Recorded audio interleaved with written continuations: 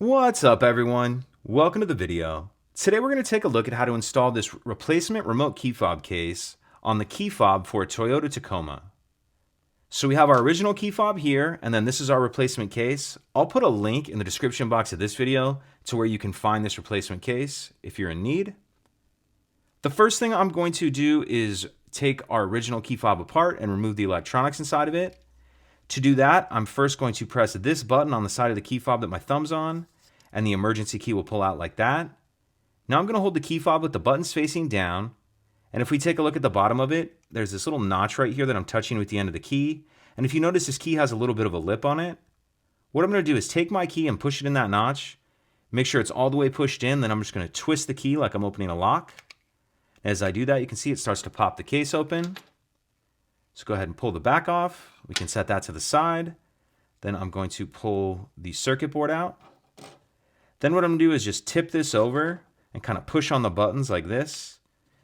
And we want to be left with our 3 buttons and then that clear rubber piece. And we can set the 2 halves of the original case to the side. Now taking a look over here, this is everything that came in our package. And if you notice, these 2 little pieces right here look the exact same. And they still stem the plastic one, but they've upgraded this piece to a metal one. So that's what we're going to use. So I'm going to take this little plastic piece right here and set that to the side. That won't be used.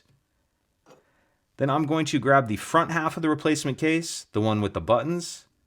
And we're going to go ahead and install these buttons. So we'll grab our lock button, the unlock button, and then our panic button. Once we have those installed, I'm going to go ahead and put this clear rubber piece over it like that. Make sure that's sitting down in there. Then we'll put our circuit board in, and you can tell which way the circuit board will be in by these white buttons right here. You can tell how that'll line up. So set our circuit board down in that clear rubber piece like that. And if you need, this is also a good time to go ahead and replace the battery if you haven't done that in a while. This takes a CR2032 battery. Any CR2032 will work. But I'll also put a link in the description box of this video to where you can find these replacement batteries online if you're in need. But once we have our circuit board sitting in there like that, what I'm going to do is take the back half of the case and set it on there. Then I'm going to grab this little spring piece and we're going to come over to the side where this cutout is right here, and we're going to install the release for the emergency key. So you can see on the left-hand side there's kind of a little half circle right there. That's where the spring is going to sit on, like that.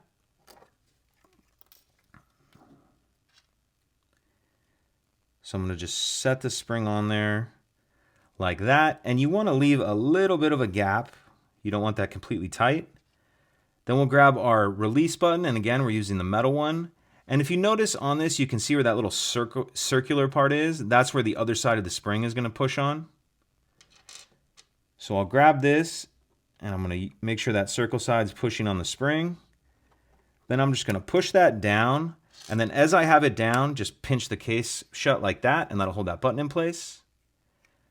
Once we have it like this, we're going to throw the 4 supplied screws in there.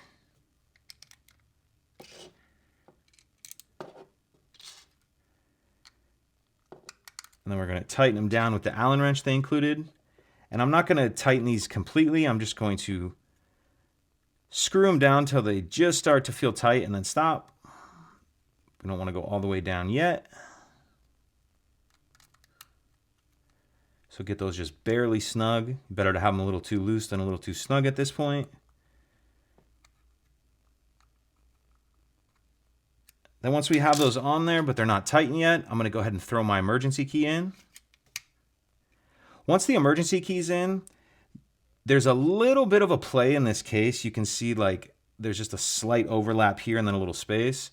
So you can kind of move it with your hands, and you just want to make sure it's nice and flush on all 4 sides. Once we get it flush, now we're going to go back and tighten everything up.